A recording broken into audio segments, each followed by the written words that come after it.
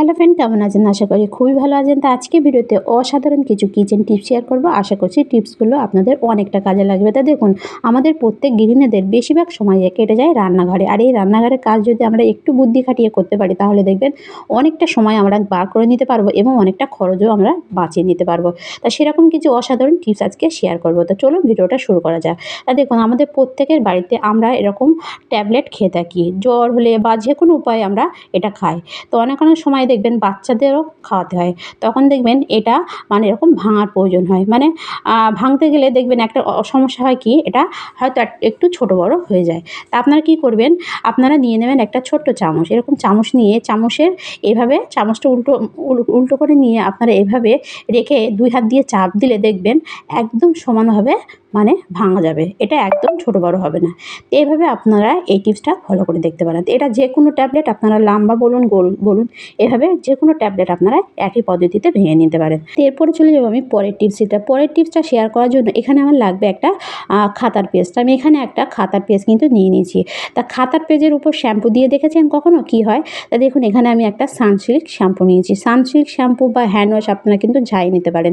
নেওয়ার পর আপনারা কী করবেন, এভাবে পুরো খাতার পেজের উপর এভাবে ছড়িয়ে দেবেন। ছড়িয়ে দিয়ে একটা ব্রাশ দিয়ে বা হাত দিয়ে আপনারা কী করবেন, এভাবে কিন্তু ভালোভাবে চারিদিকে এভাবে একদম মাখিয়ে দেবেন, মানে লাগিয়ে দেবেন। এভাবে লাগানোর পর পুরোটা লাগানো হয়ে গেলে তারপর আমি আপনাদের দেখাচ্ছি। তো এভাবে ভালোভাবে কিন্তু প্রথমে লাগাতে হবে। লাগানোর পর এটা আপনারা কী করবেন, 5 মিনিটের জন্য সাইডে রেখে দেবেন, মানে শুকানোর জন্য অপেক্ষা করতে হবে। তো এটা এভাবে শুকিয়ে গেলে তারপর আমি আপনাদের দেখাচ্ছি। কিন্তু আমার এখানে ভালোভাবে লাগানো হয়ে গেছে। তা দেখুন, আমার কিন্তু এখানে শুকানো হয়ে গেছে। এভাবে শুকানোর পর আপনারা কী করবেন, এটা একটু ভাঁজ করে নেবেন। আপনারা এভাবে ভাঁজ করে তারপরে লম্বায় একটা ভাঁজ করবেন। লম্বায় ভাঁজ করে আপনারা একটা কাঁচি নিয়ে এটা একটু লম্বা থেকে কেটে আপনারা মানে আড়ে করে কেটে মানে ছোটো ছোটো একটু টুকরো করে নেবেন। ছোটো ছোটো টুকরো করার পর এটা আপনারা কী কাজে লাগাবেন, এটা টুকরো করার পর এটা আপনারা যে কোনো একটা ছোটো কন্টেনারে বা বক্সে আপনারা রেখে দেবেন। রেখে দিয়ে এটা আপনারা কী কাজে লাগাবেন। তো দেখুন, আমরা অনেক সময় বাসে ট্রামে অনেক জায়গায় ঘুরতে যাই, তখন দেখবেন আমাদের পেপার শপের প্রয়োজন হয়। তা আমরা হয়তো পেপার শপ হয়তো বাজার থেকে কিনে নিই। তা আমরা যদি এটা বানিয়ে নিয়ে যেতে পারি, তাহলে দেখবেন আমাদের আর পেপার শপের প্রয়োজন হবে না। তো দেখুন, এখানে আমি এই মানে এটা নিয়ে নিয়েছি, এতে আমি এটা রেখে দেবো। তো এভাবে আপনারা অবশ্যই যে কোনো একটা পাত্র নিয়ে নেবেন, নিয়ে আপনারা এতে রেখে দেবেন। তা এখানে এটা আপনারা যেখানেই মানে হাত ধোয়ার প্রয়োজন হবে, আপনারা কি করবেন, এতে একটু সামান্য একটু জল দিয়ে এভাবে হাত দিয়ে মানে লগড়ালে দেখবেন একদম খুব সুন্দরভাবে হাতে একটা গেঁজা হবে। তা দেখুন, এখানে আমি আপনাদের সামনে কিন্তু করে দেখাচ্ছি। দেখুন, তো এভাবে আপনারা যদি বানিয়ে নিয়ে যান, তাহলে দেখবেন আপনাদের আর পেপার শপ কেনার কোনো প্রয়োজন হবে না। তো অসাধারণ একটা আইডিয়া, এটাও চাইলে আপনারা ফলো করে দেখতে পারেন। তো এরপরে চলে যাবো আমি পরের টিপসটা। দেখুন, আমাদের প্রত্যেকের বাড়িতে আমরা কী করি, এরকম ছোট বড় কৌটোর মধ্যে আমরা চিনি রাখি। তা চিনি রাখার কিছুদিন পরে দেখবেন এরকম কালো লাল পিঁপড়ে কিন্তু চিনিতে ভরে যায়।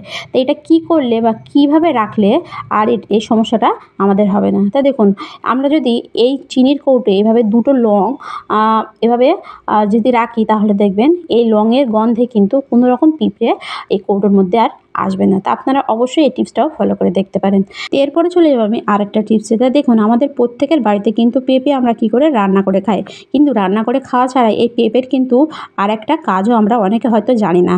তা কী কাজটা দেখুন, প্রথমে কী করবেন, পেঁপের ওপর এভাবে একটা কিছু দিয়ে একটা আঁচড় দেবেন। এভাবে আঁচড় দিলে দেখবেন পেঁপের একটা আঠা জড়বে। তো এভাবে আঠাটা আপনারা যখন কী করবেন, দেখবেন একটু শক্ত মতো হয়ে যাবে, আপনারা কী করবেন, এটা আঙুল দিয়ে তুলে নেবেন। এইটা নিয়ে আপনারা কী কাজে লাগাবেন। তা দেখুন, আমাদের অনেকের কিন্তু দাঁতের যন্ত্রণা হয়, যার জন্য হয়তো আমরা নানা রকম মেডিসিন খেয়ে থাকি, কিন্তু কোনো রকম মেডিসিন ছাড়া আপনারা এই আটা দিয়ে দাঁতের ব্যথা একেবারে 5 মিনিটে কমিয়ে দিতে পারবেন। আপনারা যখন দেখবেন দাঁতের যন্ত্রণা হচ্ছে, আপনারা এই আটা নিয়ে দাঁতের গোড়ায় লাগাবেন, দেখবেন 5 মিনিটে কিন্তু ব্যথা গায়েব হয়ে যাবে। তো অসাধারণ একটা টিপস, আপনারা অবশ্যই করে দেখবেন, তাহলে বুঝতে পারবেন এটা কতটা কাজে। এরপরে চলে যাবো আমি আরেকটা টিপস। এটা দেখুন, আমাদের প্রত্যেকের বাড়িতে রুটি ছাঁকার যে তাওয়াগুলো হয়, দেখবেন এরকম কালো হয়ে যায়। তো এগুলো আমরা হয়তো ঘষা মাজা করেও পরিষ্কার করতে পারি না। তো আজকে ভিডিওতে অসাধারণ একটা টোটকা শেয়ার করব, যেটা দিয়ে আপনারা কোনো রকম ঘষাঘষি ছাড়া এরকম কালো তাওয়া আপনারা 2 মিনিটে একদম পরিষ্কার ঝকঝকে তকতকে করে নিতে পারবেন। তা কীভাবে, তো দেখুন এখানে আমি নিয়ে নিয়েছি একটা শ্যাম্পু। তা যে কোনো শ্যাম্পু আপনারা নিয়ে নেবেন। এই সামান্য একটা শ্যাম্পু দিয়ে আপনারা এই তাওয়াটা একেবারে একদম নতুনের মতো চকচকে ঝকঝকে করে নিতে পারবেন। তা প্রথমে গ্যাসটা আপনারা জ্বালিয়ে দেবেন। জ্বালিয়ে দিয়ে আপনারা প্রথমে শ্যাম্পুটা দিয়ে তারপর দিয়ে দেবেন 1 চামচ বেকিং সোডা, মানে খাওয়ার সোডা। তা খাওয়ার সোডা আমাদের প্রত্যেকের বাড়িতে থাকে কিন্তু। এভাবে দেওয়ার পর আপনারা নিয়ে নেবেন একটা পাতিলেবু। পাতিলেবুটা দেওয়ার পর আপনারা এই পাতিলেবুর রসটা এভাবে একদম নিংড়ে কিন্তু এতে দিয়ে দেবেন। দেওয়ার সঙ্গে সঙ্গে দেখবেন এটা একদম ফেনা হয়ে উঠবে। তো এভাবে যখন ফেনা হয়ে উঠবে আপনারা কী করবেন, এভাবে একটু সব মানে 3টে জিনিস এভাবে ভালোভাবে মিশিয়ে দেবেন। এভাবে মিশিয়ে দেওয়ার পর আপনারা এতে দিয়ে দেবেন অল্প একটু জল। তা দেখুন আমি এখানে অল্প একটু জল কিন্তু এতে দেবো। তো অল্প একটু জল দেওয়ার পর আপনারা দেখবেন একদম পুরোটা ফেনা হয়ে উঠবে। তো এভাবে, আর আপনারা অবশ্যই গ্যাসটা লো ফ্লেমে রাখবেন, হাইতে করবেন না, তাহলে দেখবেন এই মিশ্রণটা একদম মানে পড়ে যেতে পারে।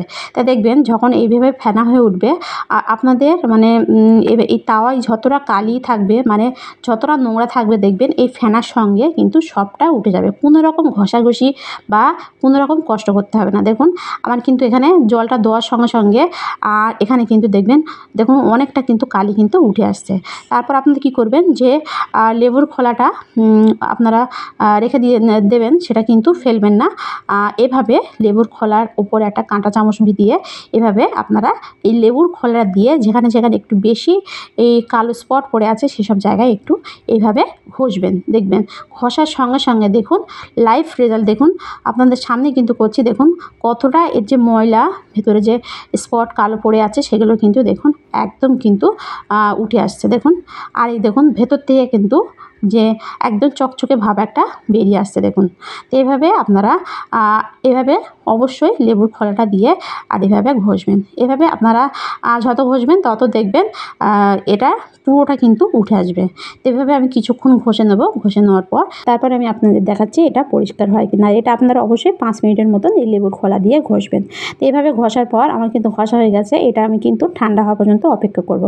অপেক্ষা করার পর তারপরে আমি আপনাদের দেখাচ্ছি এটা পরিষ্কার হয় কি না। তো দেখুন এখানে কিন্তু আমার ঠান্ডা হয়ে গেছে। আর দেখুন ময়লাটা দেখুন কোনো রকম ঘষাঘষি ছাড়াই কিন্তু এর যে কালো যে স্পটটা উঠে গেছে। তো আমি একটা পাত্র নেব আর যে ফেনাটা মানে যে গেঁজাটা আছে, গেঁজাটা কিন্তু আমি ঢেলে নিচ্ছি। গেঁজাটা দেখুন কালারটা দেখুন কতটা কালো হয়ে গেছে। তো দেখুন কোনো রকম ঘষাঘষি কিন্তু আমি এখানে করিনি। দেখুন আমি আঙুল দিয়ে ছড়িয়ে দেখাচ্ছি, মাঝখানটা দেখুন একদম কিন্তু পরিষ্কার হয়ে গেছে। তো এরপর আমি একটা যে কোনো মাজনি নেব, মাজনি নিয়ে তারপর আমি এটা মেজে তারপর আমি আপনাদের দেখাচ্ছি এটা পরিষ্কার হয় কিনা। তা দেখুন আমার মাজা হয়ে গেছে আর তাওয়াটা দেখুন একদম রূপোর মতো চকচক করছে। তা আপনারা চাইলে কোনো রকম ঘষা মাজা ছাড়া এরকম কালো তাওয়া আপনারা পরিষ্কার চকচকে ঝকঝকে করে নিতে পারেন।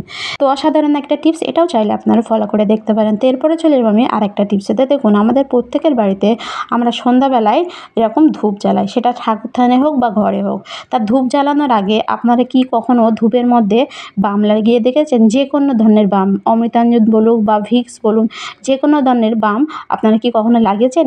বা এটা লাগালে কি হয় জানেন? তা চলুন দেখে নেওয়া যাক এটা লাগালে কি হয়। তা দেখুন আমি এখানে একটা নিয়ে নিচ্ছি, একটা যে কোনো একটা ধূপ এখানে নিয়ে নিয়েছি। ধূপ নেওয়ার পর এতে আমি ভালোভাবে একটু অমৃতাঞ্জন এইভাবে লাগিয়ে দিয়েছি। তা আপনারা যে কোনো ধরনের বাম কিন্তু লাগাতে পারেন। লাগানোর পর আপনারা কী করবেন, এটা জ্বালিয়ে দেবেন। তো এটা জ্বালিয়ে দিলে কী হবে, তো দেখুন আমাদের প্রত্যেকের বাড়িতে সন্ধ্যাবেলা দেখবেন মশার উপদ্রব অনেকটা বেড়ে যায়। তা আমরা হয়তো বাজার থেকে অনেক রকম অয়েল কয়েল বা ধূপ নিয়ে আসি মশা মারার। এতে দেখবেন আমাদের বাড়িতে থাকা বাচ্চাদের বয়স্কদের স্বাস্থ্যের ক্ষতি হয়। তা আপনারা যদি এরকম ধূপের সঙ্গে এই বাম লাগিয়ে জ্বালান তাহলে দেখবেন আপনাদের ঘরে একটাও মানে মশা তো থাকবে না, সঙ্গে সঙ্গে মশা যদি আনাচে কানাচে লুকিয়েও থাকে কিন্তু বার হয়ে পালাবে। এতে আমাদের বাড়িতে থাকা বাচ্চাদের বা বয়স্কদের কোনো রকম ক্ষতিও হবে না। তা ভিডিওটি এ পর্যন্ত ভালো লাগলে লাইক কমেন্ট শেয়ার করতে ভুলবেন না। আর কোন টিপসটা ভালো লাগলো অবশ্যই কমেন্টে জানাতে ভুলবেন না। দেখা হবে নেক্সট ভিডিওয়। বাই।